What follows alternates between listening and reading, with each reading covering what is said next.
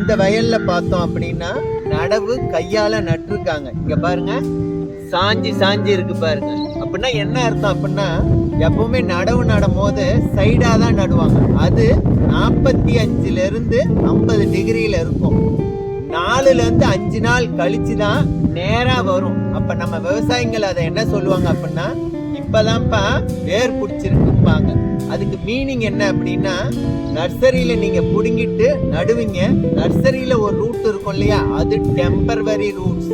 அது இங்க நட்டு அந்த ரூட்டெல்லாம் இறந்துட்டு புது ரூட் பெனிட்ரேட் ஆகி பிடிச்ச உடனே தான் 90 டிகிரியில இந்த நாத்து வரும். இத விவசாயிங்க தெரிஞ்சுக்கணும். அதே ரூட் புடுங்கி நடுற அதே ரூட்டு வயல்ல இருக்காது. புதுசா வரதை தான் விவசாயிங்க இப்படி சொல்றாங்க. இதுல இன்னொரு முக்கியமான விஷயம், இந்த மாதிரி வெள்ளை வெள்ளையா இருக்கு இல்லையா, இது நாத்துலயே குருத்து பூச்சி வந்ததுன்னு அர்த்தம். புதுசா ஒரு கத்திரிக்கோல் வாங்கி நுனியை கட் பண்ணிட்டு நீங்க நட்டுருக்கணும். இல்ல அப்படின்னா இந்த குருத்து பூச்சி அஃபெக்ட் ஆன நர்சரியை விட்டுட்டு நல்லா இருக்க நர்சரியை மட்டும் நீங்க நட்டுருக்கணும்.